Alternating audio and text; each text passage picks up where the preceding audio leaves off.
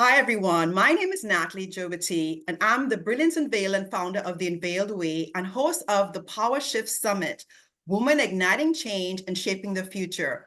I am thrilled to bring this event to women everywhere because I believe we're at a pivotal point in time where women are being called to rise and shine. This dynamic event brings together visionary women leaders who are breaking boundaries and redefining what it means to lead.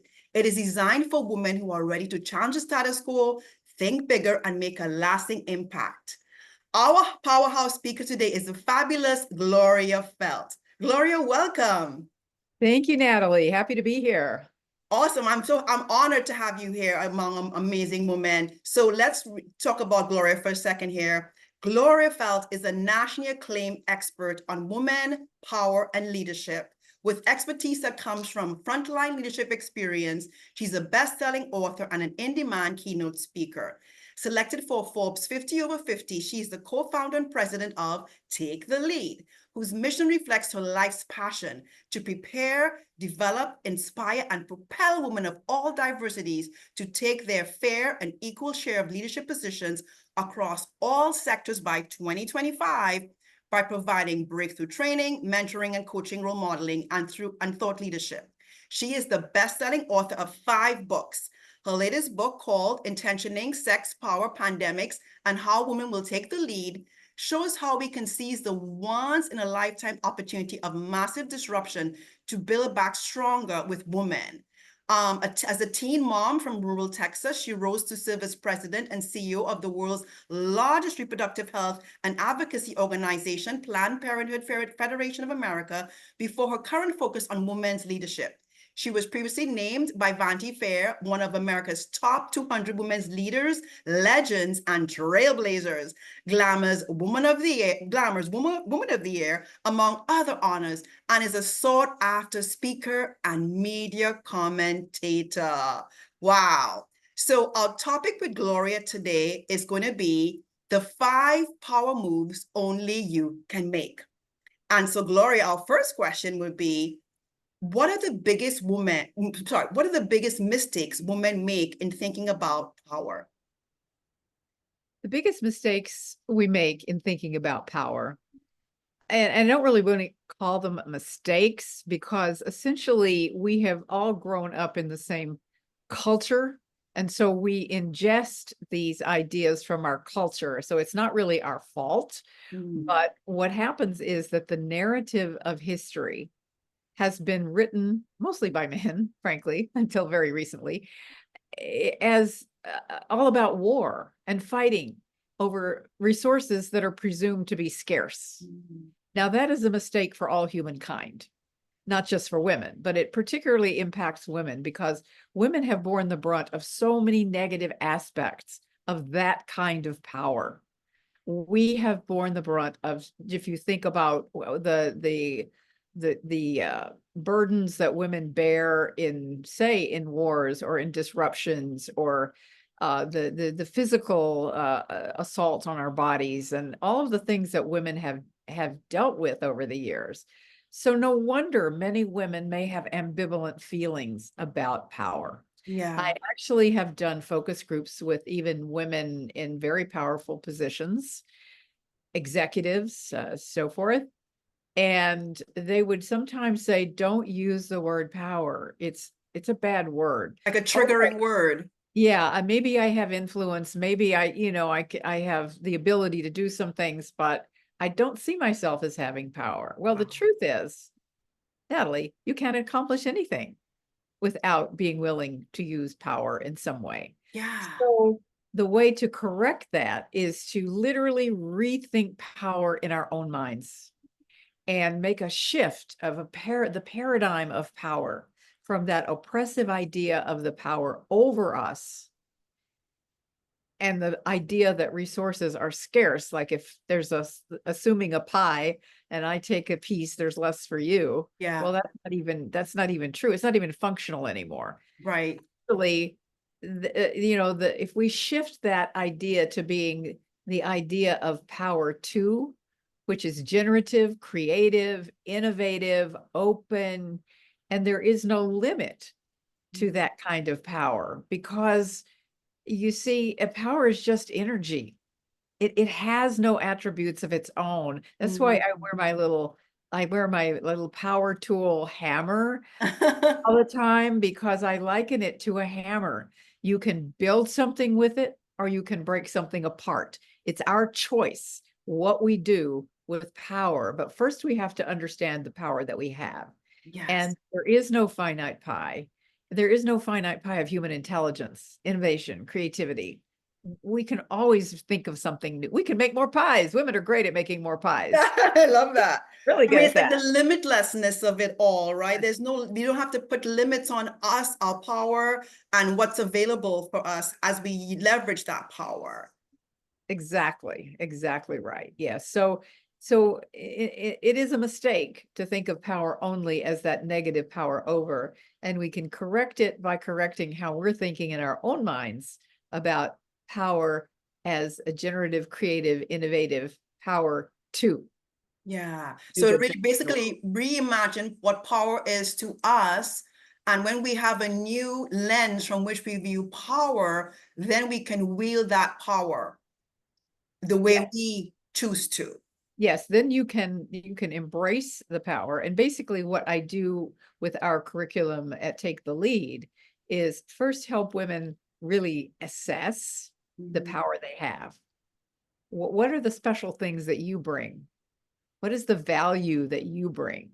Yeah, not every, you are unique. You have whatever you have, it's yours. It's Yes. not what somebody else may have. And that's good. That's fine. And so first you have to assess that and then own it and embrace that power. And that enables you to really have the freedom to have your own authenticity, your own authenticity, tripped over Yes. the word, your authenticity, and to be confident about who you are and how you're using your power. And also, I think it's important to be joyful about it, to realize what we are in fact able to do. It's pretty phenomenal. It's pretty awesome. I mean, it's literally like if we only knew what was available to us, and if we recognize, I use the word brilliance. I'll probably use it in every interview I do here. The brilliance that is within us, just waiting to be unveiled, right? To be unleashed, to be leveraged. I mean, what would be possible? And until we step out of our comfort zone and get a sense of, even though it might feel a little bit anxious, anxiety provoking, just to see what it feels like. Once we get a taste of that, it's like, I know for me, it's just like, how can I not move forward? How can I not want to see what more is there that I can do to contribute, right? So it's about our contribution at the end of the day, right? To the world, to our sphere of influence, all of that. Exactly. I believe that so much. There are a few more words in the title. It's a very long title, I know, of my book Intentioning. It's a very long title. So the last few words are usually dropped. The last few words are for everyone's good. For everyone's good. Once we make this power shift, it's not only good for women, it's good for everybody. It also releases men from the stereotype of feeling like they have to be the strong and the providers, and they're responsible for everything. And Yeah. it enables a shared value of what we can all do together. And it really is better. It really is better for everybody. I love that you're saying that, because I think a lot of times, sometimes I know men, when we women talk about, wielding our power and being leaders, sometimes men get intimidated by that. But I think it's not about us taking over. Like, again, it's back to, we're all as a team, as a unified force together, right? It's not men or women versus, it's both. And that's the point. Exactly, exactly. And I do think younger generations are more, they exhibit more of that kind of behavior. I Mm. sometimes do take a little credit and say it's because there is a whole generation of men that have been raised by women like us. Yes, But of I course. think we can claim that. But it is that it requires as they say, a bird flies on two wings, and it really requires all of us to make this shift. But because women have a bigger stake in making the change, it's incumbent upon us to at least start that ball rolling. Yeah. So Gloria, how did you arrive at these perspectives about power? Your organization is called Take the Lead. How did you get there? I got here because after 30 years of working for reproductive health and rights for women and fighting many battles over and over and over again, I came to realize that until women have equal power, equal pay, equal positions, we will continue fighting the same battles over and over and probably never fully winning them. We may make incremental steps forward, but it was very hard to fully win them unless you are in a position to also change the narrative and change the culture. Mm-hmm. So you have to you're going to write a new story. Basically, this is a whole new story for humanity. It's big. It is a huge shift for social justice. It's an incredible shift in the culture. So it's hard to do it. It's hard to change a culture while you're living in it. Very Yeah. hard. Very hard. I would But like to say like it's a new playbook. yes, yes, and there will be pushback. There always is pushback. But as I said, women have a larger stake in making that change. So it's incumbent upon us to take some responsibility to lead Gloria, toward. say more about that stake. What's that larger stake? Well, the larger stake is it's a change that will definitely make our lives better because let's be as simple as, who does the wash at home, right? Uh, who does the wash? Who does the grocery shopping? Who Mhm. plans the dinner? Who takes the sick kid to the doctor? It's a much healthier family life when both partners are able to fulfill those roles. It doesn't mean it shifts from one to the other. It simply means that both partners are able and willing to take on those roles when need be, and neither of them has to be 100% responsible all the time for each of those Mhm. tasks. It's as simple as that, but it also it extends into the workplace, Yeah. and it extends into the implicit biases that women have had to deal with in the workplace. And the fact that we say we're better off if we lead like a woman. You can't be successful if you try to lead like men have been leading, because you're not being authentic. You're not being true to yourself. And Yeah. yeah, so that's it. We have the responsibility. Every freedom comes with some responsibility, and that's Yeah. ours. Yeah. Yeah. Mhm. Yeah. So wow, so you got here from all the work you've done and realizing like we can't keep going the way we're going, else we would just be stuck in this Yes. place where nobody's for women, men might have been happy, but women were not happy with the way things were. And we're still fighting that battle even today, 2024. I mean, we've got a long way to go still, but we're making progress, but it's such slow progress. And sometimes there's been things that have been happening recently that where it's actually seemed like it's going backwards, the progress has been made. So let's not go into that right now though. Let's talk a little bit about so I call this the Power Shift Summit. It was just the word power, I don't know, Gloria, just really came to me so strongly. And I just felt such energy behind that title that I could not call it that. And I know power is a big word for you when you talk about how women wield their power. How do we make that power shift as women? Like, what are the tools we need to be able to do that? Thank you for mentioning that, because while we have to start with changing our thoughts about power, which releases us from many of the elements that have been holding us back or making us more risk averse or making us afraid to try to do something. We also have to have some very specific tools in order to accomplish what we then know we want to accomplish. Yeah. And that's why, being a very practical person, when I wrote my book that I based Take the Lead on. It's called No Excuses, 9 Ways Women Can Change How We Think About Power. And then after that, the book about intentioning, which you already introduced. In each of them, there are 9 leadership tools. And they're very practical things you can take action on right away. I'll give you just a couple of examples. Yeah. And the first leadership tool in intentioning is uncover yourself. Uncover yourself.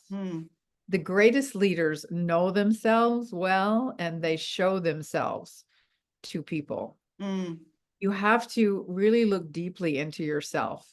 Understand what your value system is. Understand your history and where you came from and how you got to be the way you are. You have to come to terms with maybe things that are uncomfortable. Maybe things that you've done in your life that you're not happy about. Nobody's perfect. Yes, you know, you may have shame, you may have embarrassment about some things, but if you don't come to terms with that, you cannot release that really powerful, authentic self and be free to go ahead and just be yourself out in the world. Yeah. And so uncover yourself is maybe one of the hardest things to do. But it takes a lot of deep inner work, and a lot of people are resistant to that because it's work. It's hard. It's hard. It's very hard. But if you don't start there, you can't do any of the others. I agree. So that's why I start there.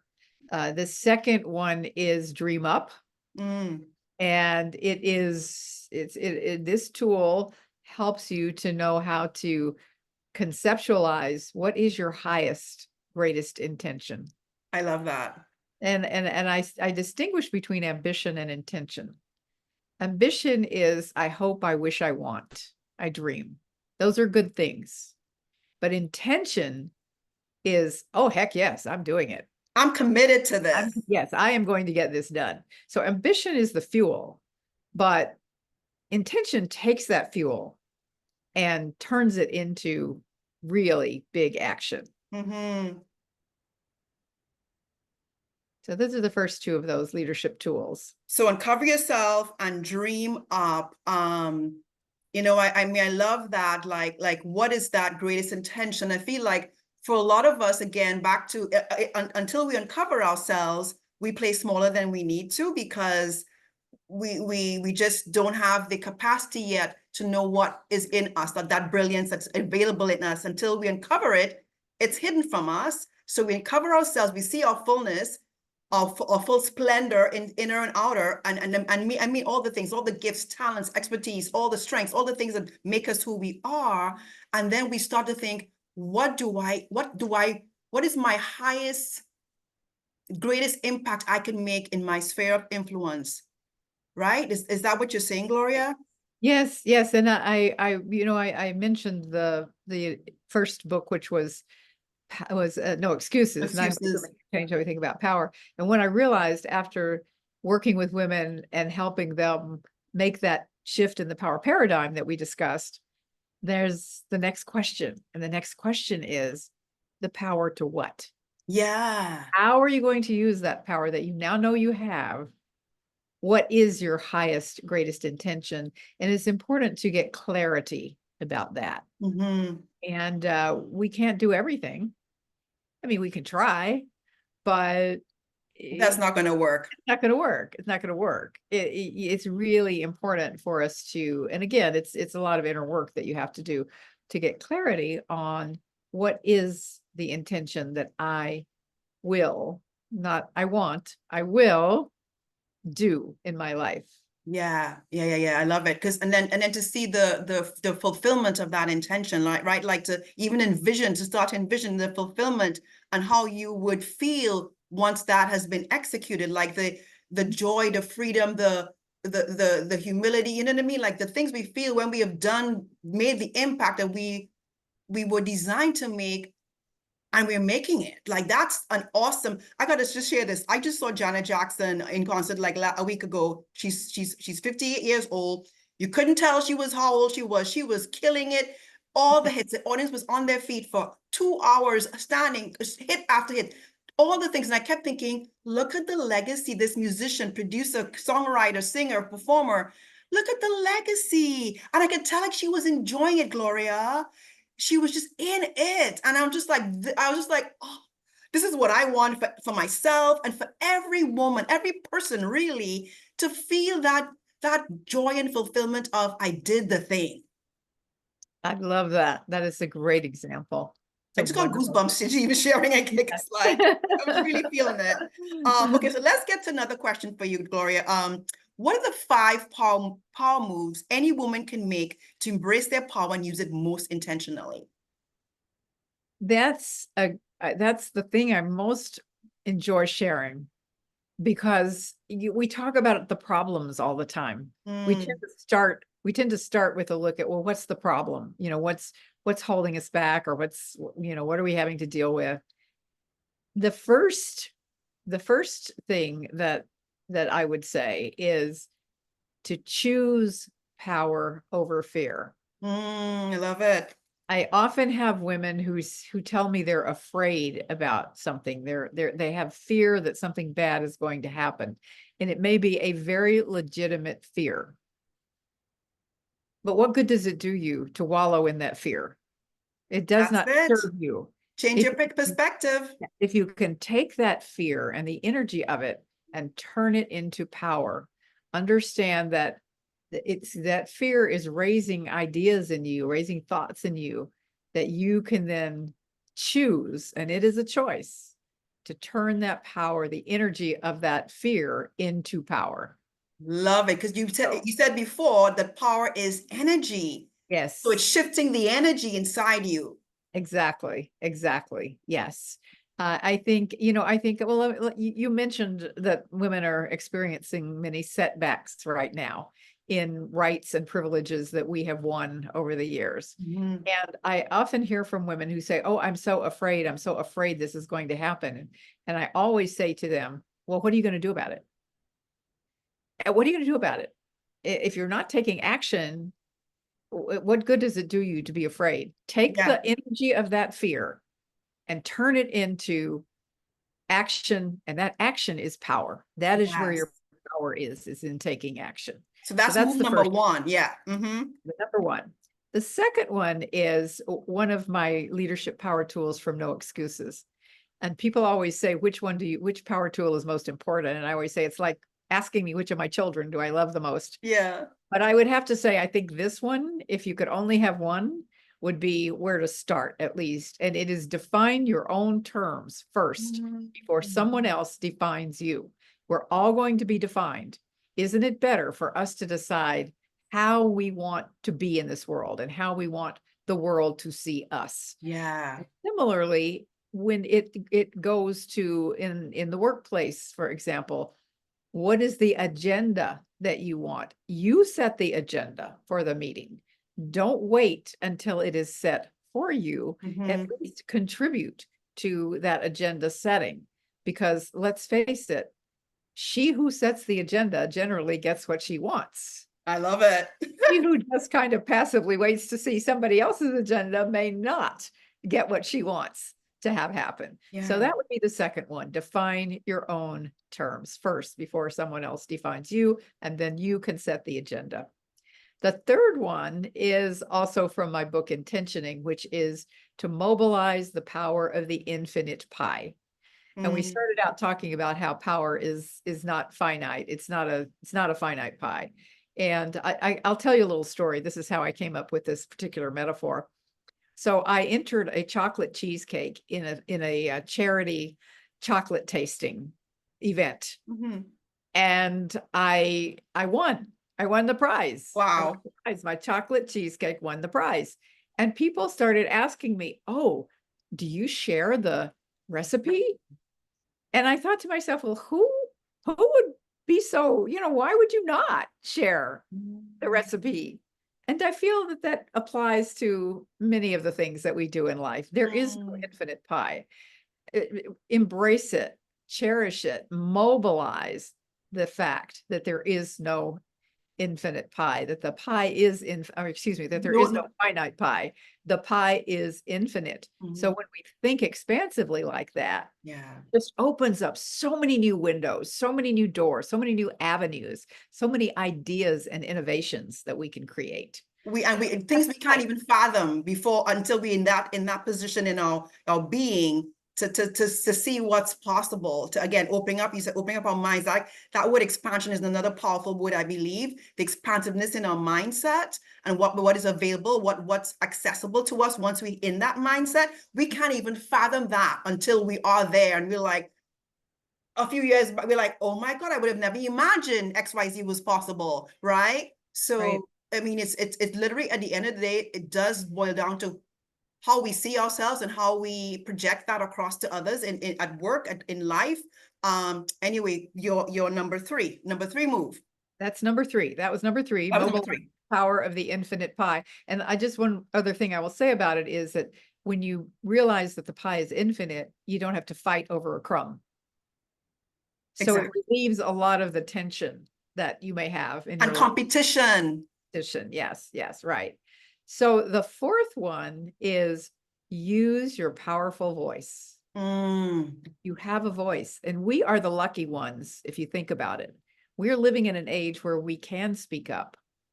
We're living in an age, like in many previous generations, literally women weren't even allowed in the room to yeah. talk. And we are lucky enough to have that opportunity to speak up, to speak out, to speak, to say what we think, Speak our truth. speak our truth. And we need to use our voice. Your voice is such a big part of your power. I So totally agree with that one. And I yeah, think, Gloria, just to add on to that, like, I think so many women mute their voices because they're afraid of the pushback or the backlash they may get from speaking their truth. But until, I mean, and not to say that there will not be consequences, but it's like, which would you prefer? To not have said the thing that you knew you need to say, to speak the thing you need to speak out into the world here, and let it die, let it not be brought to reality, brought to being. Like I feel like it's there with women and all this stuff. There wouldn't be consequences because we're still in that transitionary period of us gaining our rightful place. But it's like, which do you prefer? yeah, I like that. I like that. I like that thinking of it in that framework. And I'm, I just want to be clear. I'm not saying be rude to people. I'm not saying overtalk people. I'm not saying, to hog the airwaves. Of But course. what I am saying is that we have the opportunity to speak up. We have the opportunity to essentially, we are the medium and we are the message. And if we are not putting that out into the world, then we are not giving our gifts to the world.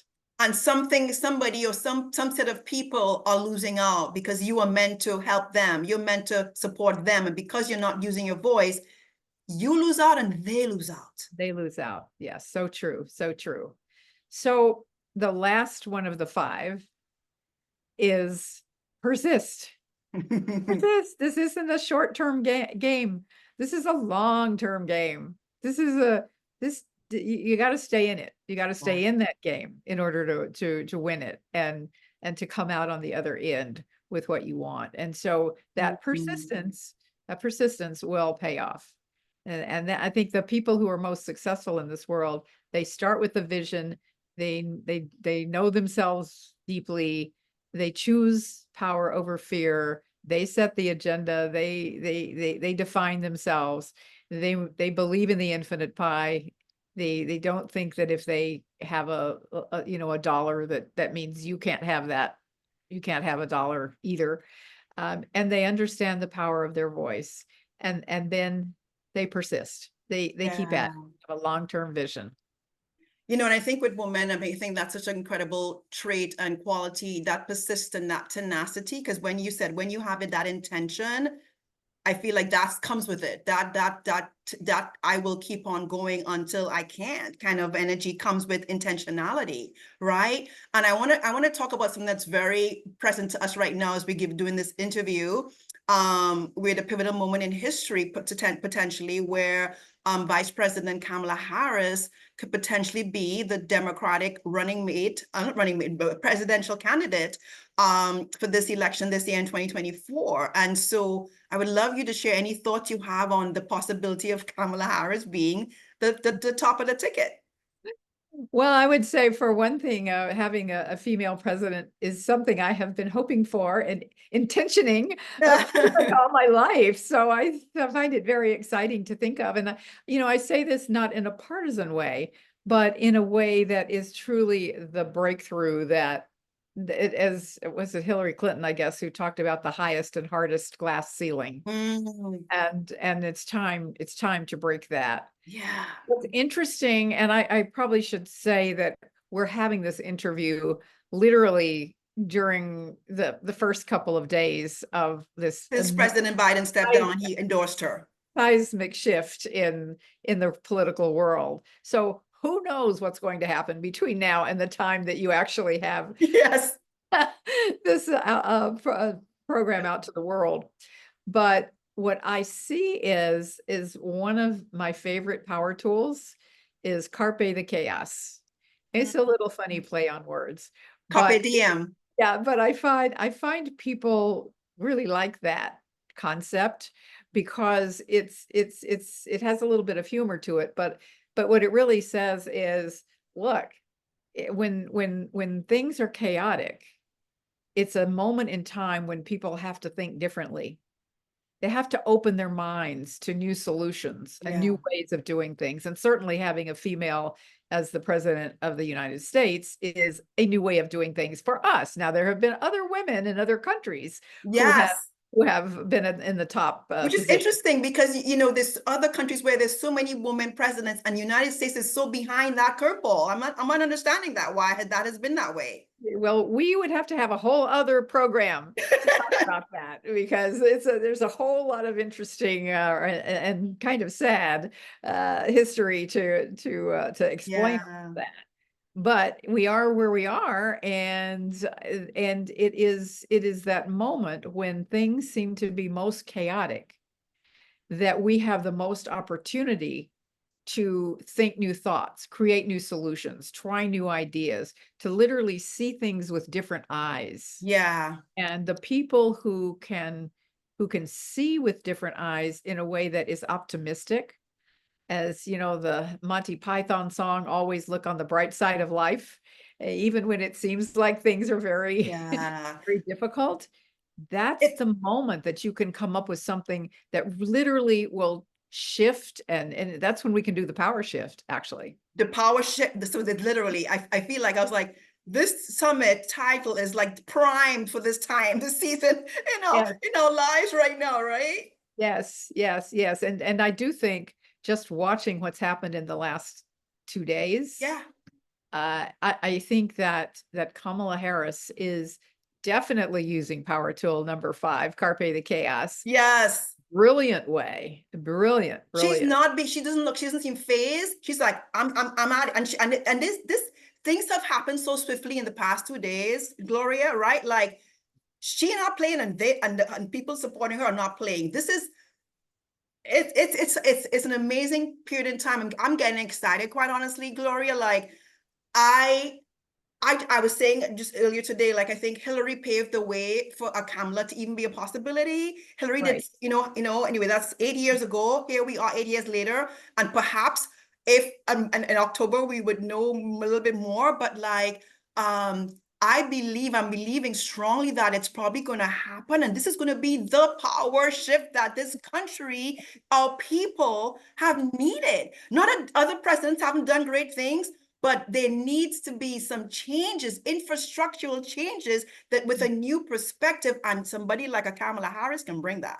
Yes. I hope that if she does have that position, that she does what I said earlier on in this conversation, that she leads authentically and leads like a woman and doesn't try to mimic the men. Not that there have not been excellent men in the job as well, but women bring certain culturally learned characteristics that are exactly what the world needs right now. And that is more collaboration, more empathy, and a little less ego.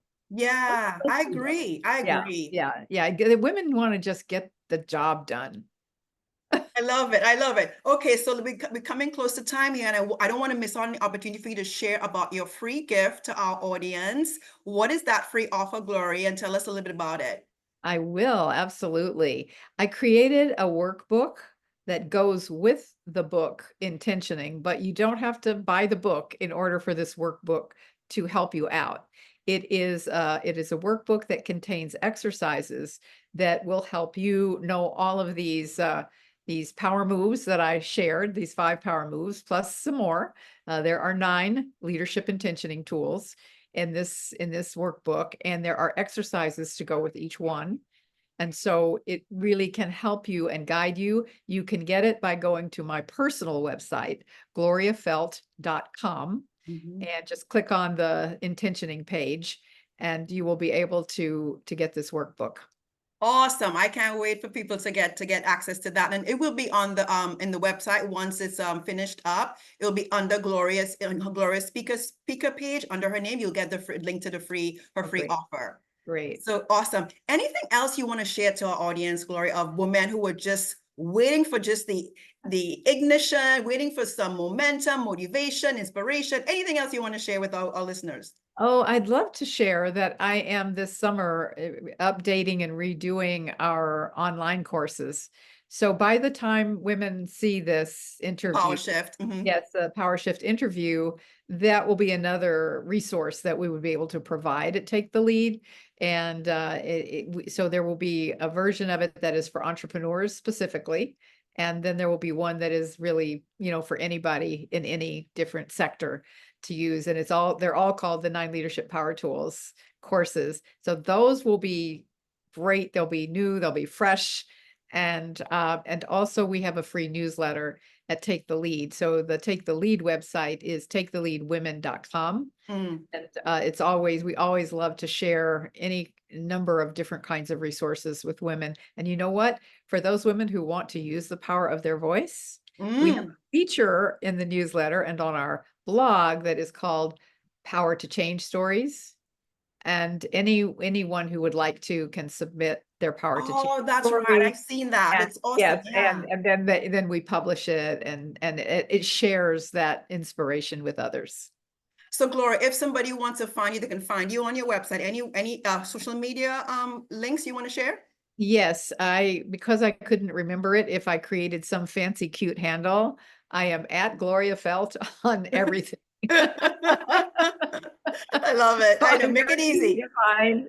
Yeah, very easy to find. You just have to remember that Felt is spelled Feldt and pronounced as though there were no D. So gloriafeldt.com, and just, that's my website. And then I'm Gloria Feldt on all social media, although I will confess I don't use X very much anymore, and I have never TikToked in my life. Neither have I. So I'm with you on that. Hopefully one day I may get there. Right. Gloria, it was such a pleasure to have this conversation with you. I know, what you've shared has already inspired women who are listening and tuning in. And it was an honor to have you as a speaker, a featured speaker at the Power Shift Summit. And I just feel like blessed. And I can't wait to see what else you have in store for us coming down the pike. Thank you so much for your time and your brilliance. Thank you for having me, Natalie, and I can't wait to see all of the other brilliant women that you are going to be interviewing for this program. Thank you.